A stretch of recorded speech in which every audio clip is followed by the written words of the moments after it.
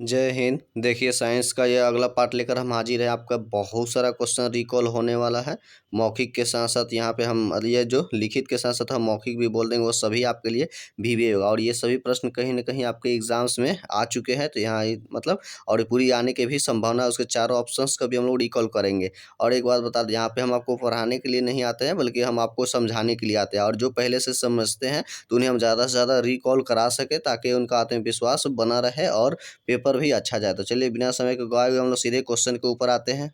तो देख लीजिए, प्रश्न है हम लोग का कि गन धातु मतलब इसमें से कौन सा होता है। तो याद रखिएगा, आपका ये होता है कॉपर होता है, टीन होता है, और क्या होता है कि आपका जिंक होता है। तो इस तरह से ये आपका गन धातु की यानी कि बंदूक आपको यही मतलब अच्छी से मिश्र धातु से आपको बनाया जाता है। अब यहाँ पे थोड़ा सा आप रिकॉल करने की कोशिश कीजिएगा। जैसे कि आपको ये देखिए, कॉपर और टीन है, इसे हम लोग क्या कहते हैं, कांसा कहते हैं। तो याद रखिए, हड़प्पा सभ्यता भी जैसे कांसा सभ्यता थी, तो आपको याद रखना ही होगा। अब यहाँ पे थोड़ा सा आप मतलब आपको रिकॉल कराते चलता हूँ समझाकर। जिस तरह से ये देख लिया, आपका कॉपर है, कॉपर में अब आपको क्या मिल गया यहाँ पे, यानी कि जिंक मिल गया, यानी कि जस्ता। तो इस तरह से ये आपको क्या हो गया कि पीतल हो गया। और इस तरह से पीतल में अगर आप मतलब एसएन मिला देते हैं, यानी कि टीन, तो इस तरह से आपका ये क्या हो गया कि गन मेटल हो गया, जो यहाँ पे अभी ऑप्शन के हिसाब से था। अब यहाँ पे टीन हटा दीजिए। अगर आप टीन हटाकर पीतल में आप क्या मिला देते, आप निकेल मिला देते, ये हो जाता है आपका जर्मन सिल्वर हो जाता। आप देखिए यहाँ पे सिल्वर कोई है, इसमें कोई है ही नहीं, क्योंकि ये तो आपका कॉपर हो गया, ये जिंक हो गया, और ये आपका निकेल हो गया। तो यही आपको याद रखिएगा, जर्मन सिल्वर में सिल्वर होता ही नहीं है। सिल्वर मतलब आपका यह संकेत आपका एजी होता है, तो यह रखना होगा। अब चलिए यहाँ पे थोड़ा सा रिकॉल करते हैं। यहाँ से हमने 3 आपको रिकॉल कराया। एक आपको यहाँ पे कॉपर और जिंक से आपका जैसा कि पीतल बन गया, पीतल के अलावा हमने एसएन जोड़ दिया था, तो वह गन मेटल हो गया था। और ये निकेल जोड़ दिया था, आपका क्या हो गया कि जर्मन सिल्वर होगा। तो ये भी आपको यहाँ से याद रखना होगा। अब थोड़ा सा यहाँ से जीके से रिलेट करके देख लेते हैं। जैसे आपको याद रखना है कि कॉपर उत्पादन में कौन सा राज्य आपको यहाँ पे प्रथम स्थान पे आता है। तो याद रखिएगा, आपको मध्य प्रदेश है। उसी तरह से आपको यहाँ से याद रहे टीन उत्पादन में कौन सा है, तो आपको छत्तीसगढ़ आपको मिल जाता है। उसी तरह से आपको याद रखना है एल्युमिनियम आपका कौन सा है, तो एल्युमिनियम में आपका उड़ीसा हो जाता है। और जिंक कहाँ पे होगा, तो याद रखो वो राजस्थान मतलब रहता है। अब यहाँ पे परमाणु संख्या वगैरह भी हो सकता है, आपसे कभी पूछा दे हो, या बेसिक है आप जान लीजिए। तो आपको याद रखना होगा कि आपका निकेल कितना होता है, मतलब निकेल आपको 28 होता है। उसी तरह से कॉपर आपका कितना होता है, 29 होता है। और इसके अलावा जिंक कितना होता है, तो याद रखिएगा जिंक का यानी जस्ते का आपका कितना होता है, तो 30 हो जाता है। तो इस तरह से आपका ये हो जाता है। और अब और यहाँ पे अगर बात करें यहाँ पे, तो जैसे टीन हो गया, तो टीन आपको याद रखिएगा कितना होता है, परमाणु संख्या तो आपको 50 होता है। तो ये सभी क्वेश्चंस आपको यहाँ से रिकॉल करके रखना है। और ये सभी के सभी यहाँ पे आप जो भी देख रहे हो, ये सभी धातु है। और धातुओं के ऑक्साइड कैसा बनाते हैं, तो याद रखिएगा वह क्षारीय बनाते हैं। लेकिन एक है क्रोमियम के ऑक्साइड, जो कि अपवाद में है, जो अम्लीय बनाता है। बाकी जैसे कि एल्युमिनियम के जो ऑक्साइड होते हैं, एल्युमिनियम के ऑक्साइड, ये उभयधर्मी बनाते हैं, उभयधर्मी। और ये एल्युमिनियम ही एक ऐसा धातु है जो कि जंग लगने पर क्या होता है कि मजबूत होता है। बाकी जितने सारे होते हैं, ये कॉपर हो गए या लोहा हो गया या टीन हो गया, ये सब का क्या होता है कि कमजोर होने लगता है समय के हिसाब से। तो ये आपको यहाँ से इम्पोर्टेंट था, जो हमने आपको रिकॉल करा दिया, आपको याद रखना होगा। अब यहाँ पे एक और याद रखिएगा। एक आपको पूछता है, जुड़वा खनिज कौन सा है। तो जुड़वा खनिज में आपको याद रखिएगा, हो गया आपको कौन सा हो गया, तो ये जिंक हो जाता है। उसके अलावा जिंक होता है। और जिंक के अलावा ये आपको याद रखिए क्या है, पीबी हो गया, यानी कि ये आपका सीसा हो गया। तो ये इसको ही क्या कहा जाता है, जुड़वा खनिज के नाम से आपको जाना जाता है। ये आपको यहाँ से भी आपको ये याद रखना। उसी तरह से एक सोल्डर होता है, तो सोल्डर में याद रखिए कौन सा होता है, तो सीसा होता है। और क्या होता है कि टीन होता है। इस तरह से सीसा याद रखिएगा कितना परसेंट होता है, तो 37% होता है। और जबकि टीन याद रखिए कितना परसेंट होता है, तो 30% होता है। उसी तरह से आप थोड़ा सा मतलब आप पीतल में भी याद रखिएगा, कॉपर आपका कितना परसेंट, 70% होता है। और जिंक आपका कितना, 30% आपको ये देखने को मिलता है। तो यहाँ पे इतने सारे हमने आपको रिकॉल कराए। ये क्वेश्चंस आपको कहीं ना कहीं आपके आते ही रहते हैं। चलिए अगला क्वेश्चन की ओर बढ़ते हैं, और ये सभी आपको रिकॉल रखना ही होगा। चलिए, टाका यानी कि जो सोल्डर है, वह मिश्र धातु होता है, किसका बना होता है, तो सीसा और टीन का होता है, जैसा कि हमने आपको बता दिया। और सीसा मतलब सीसा और ये पीबी है, ये तो याद रखिएगा। सीसा आपको 37% हो गया, टीन आपको कितना परसेंट हो गया, तो ये आपका 63% होता है। और याद रखिएगा उसी तरह से, अब ये तो यहाँ पे ये चीज़ आपको दिया गया है। इसके अलावा यह टाँका यानी कि शोल्डर कहाँ पे याद रखें, तो आपको रेडियो वगैरह हो गया, मतलब रेडिएटर जो होता है गाड़ी का, और रेडियो वगैरह को उसका तार का क्या होता है कि उसको वेल्डिंग करने में आपका ये शोल्डर यानी कि टाँका का ही प्रयोग किया जाता है। यानी कि वही टाँका जिसको कहते हैं कि टाँका लगा देना। अब ये नहीं शरीर का आप समझिएगा टाँका लगा देना, तो सुई से जो होता है कि आपका चीर-फाड़ जो होता है उसको लगाना, उसको भी हम लोग टाँका ही कहते हैं। लेकिन ये आपका केमिस्ट्री से जुड़ा हुआ है, जो कि एक मिश्र धातु का ही पूछ रहा है। चलिए आगे की ओर हम लोग बढ़ते हैं। जैसे कि हमने जीके में आपको रिकॉल कराया था, तो याद रखिए ये सब तो हमने बता दिया। याद रखिए सीसा उत्पादन में आपको कौन सा है, तो राजस्थान है।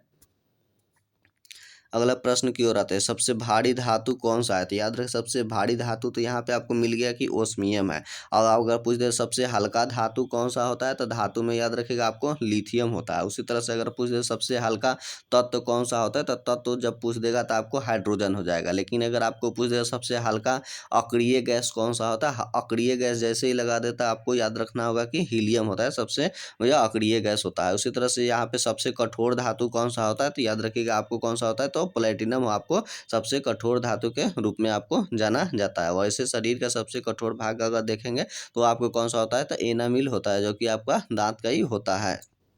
चलिए तो ये सब क्वेश्चन हमने यहाँ पे रिकॉल कराया। हालांकि अगर आप अयस्क वगैरह की अगर बात करेंगे यहाँ पे, तो देख लीजिए जैसे कि तांबा का निष्कर्षण किससे किया जाता है, तो कॉपर पायराइड से किया जाता है। कॉपर पायराइड्स को क्यूराइड चाल्कोपायराइड्स ये सब के साथ कॉपर ग्लास ये सभी तांबा का ही आपका अयस्क है। हालांकि शरीर में तांबा के यानी कि कॉपर के अधिकता से याद रखिएगा विल्सन रोग हो जाता है। और ये आपको विल्सन रोग याद रखिए किसको, किडनी को प्रभावित करता है, आपको किडनी का आपको ये प्रभावित कर देता है। उसी तरह से चांदी का मतलब ये तो आपका जो चांदी हो, ये आपका एल्युमिनियम, एल्युमिनियम का इसके कौन सा होता है, तो याद रखिएगा बॉक्साइड है। बॉक्साइड से ही एल्युमिनियम का निष्कर्षण किया जाता है। बॉक्साइड का सूत्र हमने ऐसे पीछे भी रिकॉल कराया हुआ है, Al2O3 और ये 2H2O होता है, ये बॉक्साइड हो गया। और यहाँ से 2H2O जल हटा देंगे तो यह क्या होता है कि कुरंडम हो जाता है। उसी तरह से क्रायोलाइट भी आपको एल्युमिनियम का ही अयस्क होता है, याद रखिएगा वो Na3Al ये आपको क्या होता है, क्रायोलाइट का फॉर्मूला होता है, जो कि काफ़ी ज़्यादा अक्सर आपसे ये क्वेश्चन पूछते ही रहता है। तो आपको ये यहाँ से याद रखिएगा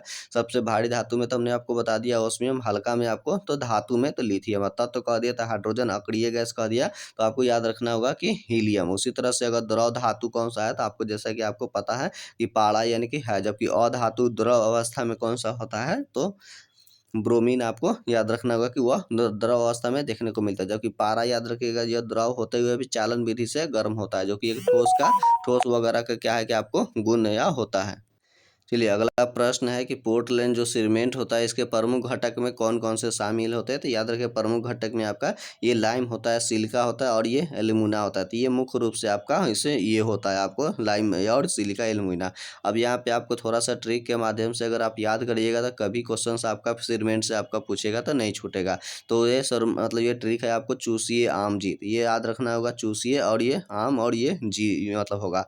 अब यहाँ से देख लेते हैं इसका पूरा अर्थ क्या होता है, तो मतलब ये चूसिए, चू मतलब क्या हो गया कि चूना हो गया, चूना का हो गया यानी कि CaO, इसे हम लोग चूना कहते हैं। चूना को इसको मतलब बिना बूझा चूना के भी नाम से जानते हैं, या फिर कली चूना इसको कहते हैं, क्यूक लाइम इसको भी मतलब कहा जाता है। उसी तरह से सी मतलब याद रखेगा क्या होता है, तो सिलिकॉन डाइऑक्साइड जिसे हम लोग बालू कहते हैं, यानी कि क्वार्ट्ज के नाम से जानते हैं। ए मतलब SiO2 ये आपका फॉर्मूला होता है।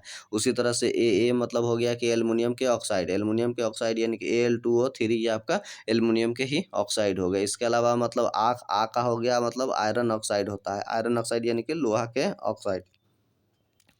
और म का होगा याद रखिएगा आपको मैग्नीशियम के ऑक्साइड होता है। और जी मतलब होता है आपका जिप्सम होता है, यानी कि कैल्शियम सल्फेट, कैल्शियम यहाँ पे देख लीजिए कैल्शियम सल्फेट 2H2O हो गया। तो इस तरह से ये आपका कैल्शियम सल्फेट हो जाता है। अगर यहाँ पे 2 जल है के बजाय आधा जल कर देंगे, हाफ H2 हो जाएगा, तो वो तो प्लास्टर ऑफ पेरिस हो जाता है, यानी कि POP हो जाता है। तो इस तरह से हाफ H2O के रूप में भी मिलता है, या फिर मतलब इसको इस तरह से भी यहाँ पे शुरू में क्या किया जाता है, 2 लिख दिया जाता है CSO4 या और ये H2O। इस तरह से भी आपको कहीं कहीं आपको POP का फार्मूला देखने को मिलेगा। ये हाफ को यहाँ पे 2 की तरफ इधर बाएं की तरफ भेज देता है। तो इस तरह से भी दोनों हो गए, आपको ये दोनों जानकर रखना होगा। बस याद रखना होगा पोर्टलैंड सीमेंट, तो सीमेंट्स में आपको यही आपको याद रखना होगा कि ये वाला ट्रिक में चूसी आम जी जो आपको इतने सारे संगठन का क्या होगा कि आपको ऑटोमेटिक याद हो जाएगा। अब यहाँ पे जिप्सम याद रखिएगा जो मतलब जल्दी जमता है, तो सीमेंट उसको जमने से क्या होता है कि उसको रोकने का यह कार्य करता है। और बाकी बालू वगैरह क्या होगा कि आपको क्या होता है उसको मजबूती प्रदान करता है, जबकि उसको जमने की क्रिया को तेजी कौन करता है, तो आपका आयरन के ऑक्साइड ही होते हैं उसको करता है। तो ये सब क्वेश्चन वगैरह ये सब याद रखना ही होगा। चलिए आगे की ओर बढ़ते हैं। सबसे शुद्ध कोयला मतलब कौन सा प्रकार का होता है? तो याद रखो वो आपका एंथ्रासाइट कोयला सबसे अच्छा माना जाता है। कोयला की शुद्धता याद रखिएगा उसमें उपस्थित कार्बन की प्रतिशत पे निर्धारित होता है। जिसमें ज़्यादा कार्बन होगा वह ऊष्मा मतलब वो बहुत ज़्यादा हमें ऊष्मा देगा और धुआं वगैरह कम देता है। तो ये चीज़ आपको इस तरह से याद रखिए। इसमें लगभग एंथ्रासाइट में मतलब कार्बन की प्रतिशत 90 से 94% के आसपास रहता है। और दूसरे नंबर पे आपको कौन सा कोयला होता है? तो याद रखिए उसे बिटुमिनस कोयला होता है। अब इसके बारे में भी आप जान लीजिए। इसे बिटुमिनस कोयला कहते हैं। इसे मुलायम कोयला भी के नाम से जाना जाता है। ये सॉफ्ट कोयला होता है और इसको घरेलू कोयला भी कहते हैं। जो हम लोग घरों में यूज वगैरह करते हैं खाना वगैरह पकाने में भी, अब तो बहुत कम हो गया है। ये आपका बिटुमिनस कोयला ही है। और तीसरे नंबर पे आपका स्थान आता है कौन सा? ये आपका लिग्नाइट कोयला। लिग्नाइट कोयला को याद रखिए इसे भूरा कोयला कहते हैं क्योंकि यह भूरा रंग का होता है। सबसे खराब कोयला यानी कि निम्न कोटि का कौन सा कोयला होता है? तो याद रखिएगा आपको पीट कोयला होता है। और कोयला को किस नाम से उपनाम से जाना जाता है? तो याद रखिए उसे हम लोग जीवाश्म ईंधन के नाम से जानते हैं। तो ये चीज़ आपको यहाँ से याद रखें। और कोयला उत्पादन में आपको प्रथम स्थान पे कौन सा राज्य है? तो आपको झारखंड। हालांकि आप करंट अफेयर के हिसाब से देखिएगा तो आपको कौन सा कहीं कहीं आपको अब छत्तीसगढ़ भी आपको मिलेगा। तो आपको वह भी आपको देखते हुए लगाना है कि आपका प्रश्न क्या कहता है। तो ये सब ही हो गया। और कोयला वगैरह का ये सब बनने में याद रखिएगा काफ़ी लाखों वर्षों का समय लगता है। जो कि क्या होता है कि मतलब जो भूगर्भ में संरचना में क्या होता है हलचल वगैरह हुआ था तो पृथ्वी के सभी पेड़ पौधे वगैरह जमीन के अंदर तल के अंदर बैठ गए थे। तो अब बिना ऑक्सीजन की अनुपस्थिति में यह मतलब विघटन होने के पश्चात धीरे धीरे वह कोयला में बदल गया। तो ये आपको यहाँ से याद रखना है। कोयला के मतलब बचे हुए अवशेष जो होते हैं तो उससे क्या होता है कि आपको याद रखिएगा वह कोक का निर्माण होता है। वह क्या होता है? कोक का निर्माण होता है। जब कोयला से कहीं ज़्यादा है हमें ऊष्मा कोक से हमें प्राप्त होता है। तो ये सब भी याद रखना होगा। तो ये सारे क्वेश्चन हमने यहाँ पे याद रख रहे हैं। और कोयला कौन सी चट्टानों में मिलता है? तो याद रखिएगा आपको कौन सा अवसादी चट्टानों में आपको मिलता है यानी कि मतलब सेडिमेंट्री चट्टान में आपको यह देखने को मिलता है। इसके अलावा वहाँ पे पेट्रोलियम वगैरह भी आपको खनिज तेल वहीं से प्राप्त हो जाता है। चलिए अगला प्रश्न की ओर बढ़ते हैं कि सबसे जटिल कार्बनिक पदार्थ कौन सा है? तो यहाँ पे याद रखिएगा जटिल पूछ दिया गया है आपको, ठीक है। तो जटिल प्रश्न में देख लीजिए आपका कौन सा होता है? तो सबसे जटिल में आपका ये आपका कौन सा होता है? तो प्रोटीन होता है। इसे ही जटिल मतलब इसमें कार्बनिक पदार्थ कहा जाता है। इसको बहुत समय लगता है। इसको क्या होता है कि पाचन होने में। सबसे पहले तो आप जानते हैं, आप ऑप्शन के हिसाब से यहाँ पे समझ लीजिए या आप जो समझे हुए रिकॉल कर लीजिए। कार्बोहाइड्रेट याद रखिएगा सब बहुत आसानी से यह पच जाता है, बहुत जल्दी यह पच जाता है। टाइलिन के द्वारा यह मतलब पचा दिया जाता है। तो इस तरह से आपको देख लीजिए तो कार्बोहाइड्रेट प्रथम स्थान पे होता है जो पच जाता है। दूसरा मतलब पचने में समय लेता है जो, तो वसा का पाचन। वसा मतलब आपको याद रखिएगा फैट यानी कि चर्बी। तो ये दूसरा नंबर पे इसका पाचन होता है। अंतिम में याद रखिएगा आपको कौन सा? प्रोटीन का ही अपाचन होता है। अब यहाँ पे देख लेते हैं कि कौन किसको किसको पचा देता है। जिससे खराब मतलब ये हम लोग खाते हैं तो मुंह में जो टाइलिन होता है लार में, तो याद रखिए वो लार आपको आए हुए कार्बोहाइड्रेट को मतलब उसको तुरंत मतलब माल्टोज में बदल देता है। फिर उसके बाद माल्टोज को ग्लूकोज में बदल देता है। यही ग्लूकोज हमें क्या होता है? शरीर को ऊर्जा दे देता है। दूसरे नंबर पे आपका वसा। तो वसा को पचाने के लिए याद रखिएगा अग्नाशय से पेंक्रियाज से क्या होता है कि आपको लाइपेज मतलब एंजाइम निकलता है। और ये लाइपेज क्या करता है कि आपको वसा का पाचन कर देता है। और तीसरे नंबर अब ये तो वसा का भी पाचन हो जाता है। चलिए और चौथे नंबर पे और ये तीसरे नंबर पे आप देखिएगा प्रोटीन का पाचन शुरू होता है। तो जैसे ही मतलब शरीर में यह पहुंचता है प्रोटीन, तो याद रखिएगा आपको क्या होता है कि जो पेट होता है यानी कि आमाशय वहाँ से निकलता है आपको पेप्सिन। पेप्सिन प्रोटीन को पॉलीपेप्टाइड्स में बदल देता है। और उसके पश्चात में फिर अग्नाशय यानी कि पेंक्रियाज से आपको कौन सा निकलता है? ट्रिप्सिन। तो याद रखिएगा ट्रिप्सिन पॉलीपेप्टाइड्स को अमीनो एसिड में बदलने का कार्य करता है। उसके बाद फिर जाएगा छोटी आंत में। तो इस तरह से छोटी आंत से आपको इरेप्सिन निकलेगा और ये इरेप्सिन उसी मतलब पॉलीपेप्टाइड्स को फिर बचे हुए चीज़ों को उसको मतलब इम्यूनो एसिड में बदल देता है। और इम्यूनो एसिड वापस में तो याद रखें तो ये आपका प्रोटीन सबसे लंबा समय आपको ले लेता है पाचन होने में, क्योंकि देख रहे हैं पेट से आपका पेप्सिन निकल रहा है, अग्नाशय से यानी कि पेंक्रियाज से आपको यह ट्रिप्सिन निकल रहा है, छोटी आंत से आपका इरेप्सिन निकल रहा है। यहाँ तीन तीन क्या होता है? एंजाइम मिलते हैं तब जाके प्रोटीन का क्या होता है कि आपका पाचन वगैरह आपको होता है। और प्रोटीन का पाचन वगैरह कहाँ पे? ये तो आपको हो गया। अब यहाँ पे थोड़ा सा समझने की देखिए कोशिश कीजिए। जैसे कि 1 ग्राम आपका वसा से कितना कैलोरी ऊर्जा मिलता है? तो याद रखिएगा 4.2 किलो कैलोरी ऊर्जा हमें प्राप्ति होती है, यानी कि 4.2 किलो कैलोरी का ऊर्जा प्राप्त होता है। जबकि वही 1 ग्राम मतलब प्रोटीन से कितना होता है? तो 4.3 किलो कैलोरी का हमें ऊर्जा मिलता है। जबकि 1 ग्राम वसा से 9.3 किलो कैलोरी ऊर्जा मिलती है। तो इस तरह से आपको याद रखना होगा सबसे ज़्यादा शरीर में हमें ऊर्जा वसा यानी कि जो चर्बी होता है वो उसी से हमें शरीर को प्राप्त होता है। क्योंकि देखिए यहाँ पे 9.3 किलो कैलोरी हमें ऊर्जा प्राप्त हो रहा है। तो प्रथम स्थान पे कार्बोहाइड्रेट, दूसरे स्थान पर आपका प्रोटीन और 3 नंबर पे आपको क्या हो गया कि वसा हो गया। और और ये सारे क्वेश्चन हमने याद करा दिया।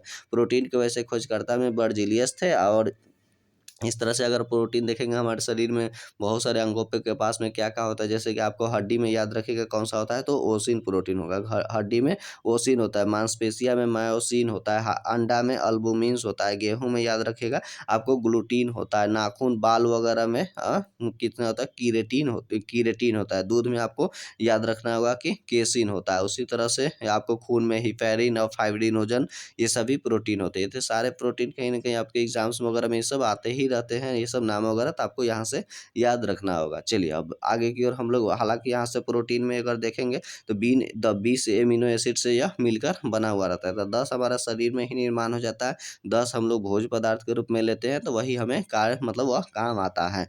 तो चलिए ये सब क्वेश्चन सब आपको यहाँ से याद रखना होगा। अगला प्रश्न की ओर बढ़ते हैं। जैसे पायरेक्स कांच मुख्यतः क्या है, तो याद रखिएगा वह क्या है, पायरेक्स कांच उष्मा और प्रतिरोधी कांच मतलब है, उसको कहा जाता है। उसी तरह से भाई से पायरेक्स कांच का प्रयोगशाला के जो उपकरण होता है उसे बनाने में कार्य आता है, तो ये आपका उष्मा प्रतिरोधी कांच है। इसके अलावा अब यहाँ पे देख लीजिए गहरा नीला जो कांच का रंग मिल जाता है, तो आपको वह कोबाल्ट ऑक्साइड के कारण आपको मिल जाता है। उसी तरह से चटक लाल आपको पूछेगा कि कांच का रंग कैसा मिलता है चटक लाल, तो कॉपर के ऑक्साइड के कारण उसका चटक लाल रंग का मिलता है। जबकि भूरा रंग किसके कारण होता है, तो याद रखिएगा कांच का वह आयरन के ऑक्साइड के कारण आपको भूरा रंग देखने को मिलता है। जबकि कांच याद रखिएगा वह यौगिक नहीं है, वह एक तरह की क्या है कि वह एक मिश्रण है। ये भी आपको यहाँ से याद रखना होगा। तो चलिए अगला प्रश्न की ओर हम लोग बढ़ते हैं। मेलाकोनाइट किस धातु का क्या है कि आपका खनिज है, तो याद रखिएगा मेलाकोनाइट आपका तांबा का है। इसके अलावा हमने आपको बता दिया था कि कॉपर पायराइट्स भी यानी कि CuFeS2, ये हुई आपका क्या हो गया कि कॉपर पायराइट्स भी आपका तांबा का ही है। जिसके अलावा कॉपर ग्लांस यानी कि Cu2S, यानी कि ये आपका Cu2S, ये आपका कॉपर ग्लांस होता है, इसका फर्म नाम होता है। उसी तरह से अगर हम सल्फर हटाकर ऑक्सीजन जोड़ देंगे तो इस तरह से यह क्यूप्राइट हो जाता है, यानी कि CU2O यह क्यूप्राइट होती है। ये सभी इसी का अयस्क होता है। और यहाँ अलावा और भी हम आपको लिखे हुए हैं, जैसे कि देख लीजिए। उसी तरह से लोहा का अयस्क भी होता है, हेमेटाइट होता है।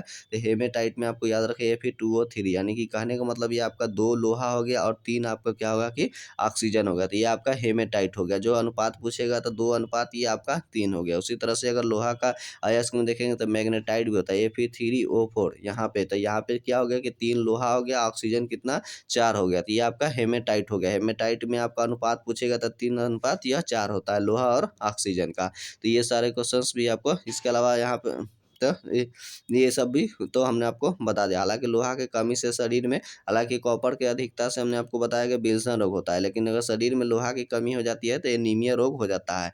एनीमिया कहने का मतलब अरक्तता हो जाता है। जबकि शरीर में लोहा की अधिकता से याद रखिएगा सीडोरोसिस होता है, सीडोरोसिस, यानी जिसे हम लोग लौहमयता रोग कहते हैं। अफ्रीका का जो बांटू जनजाति होता है याद रखिएगा, वो अपना शराब वगैरह पी लोहा के बर्तन में ही पीते हैं। उनके शरीर में सबसे ज़्यादा आपको यानी वह लोहा की अधिकता मिलेगा, यानी कि आपका सिडोरोसिस उन लोगों में पाया जाता है, यानी कि लौहमयता। तो ये सारे प्रश्न भी आपको यहाँ से याद रखना होगा, जैसे हमने आपको रिकॉल करा दिया। इसके अलावा याद रखिएगा नाइट्रेट की अधिकता से आपको बुल्लू बेबी सिंड्रोम हो जाता है, जबकि ये पारा पीने से मीना माता रोग होता है। और जबकि फ्लोराइड की अधिकता से दंत क्षय वगैरह ये सब चीज़ होने लगता है।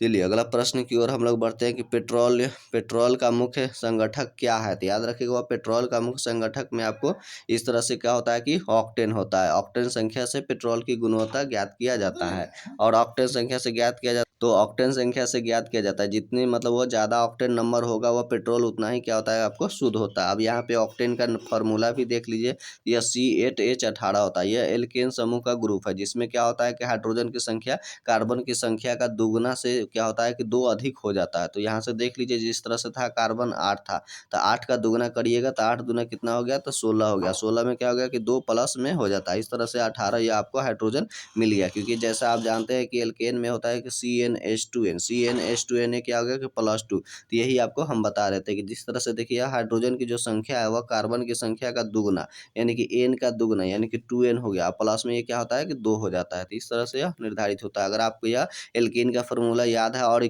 संख्या रख के मतलब आप गणना करना चाहते हैं तो आप सभी को आसानी से निकाल सकते हैं। उसी तरह से ये देखिए CH4 एक कार्बन वाला को मेथेन कहते हैं। उसी तरह से याद रखिएगा 2 कार्बन वाला को एथेन कहते हैं। 3 वाला को याद रखिएगा मेथेन, एथेन, इसको 3 वाला का प्रोपेन कहते हैं। 4 वाला को याद रखिएगा ब्यूटेन के नाम से जाना जाता है। 5 को पेंटेन, 5 पेंटेन मतलब यहाँ पे देख लीजिए हम लिखे हुए हैं आपको ऑप्शन के हिसाब से C5 और H12 हो गया, यानी कि ये कार्बन 5 और हाइड्रोजन यह 12, क्योंकि 5 5 का दुगना करिए तो 10 हो गया और प्लस उसमें 2 ऐसे ही जोड़ दीजिए, तो इस तरह से यह क्या होता है 12 हो गया। तो इस तरह से पेंटेन होता है। उसी तरह से हेक्सेन है, ऑप्शन के हिसाब से देख लीजिए तो हेक्सेन, तो हेक्सेन में मतलब C6H14 हो गया, तो ये आपका हेक्सेन हो जाए। उसी तरह से हेप्टेन होता है। उसके अलावा ऑक्टेन का यहाँ पे है, नॉनेन भी होता है। नॉनेन का निकालिए तो C9 हो गया और 9 का दुगना करिए तो 18, 18 और 2 जोड़ दीजिए तो उस तरह से यह नॉनेन हो गया। उसी तरह से अगर आप डिकेन का बात करेंगे तो देख लीजिए डिकेन मतलब 10, यानी कि C10 हो गया। 10 का दुगना करिए तो 10 दूना 20 और 20 और 2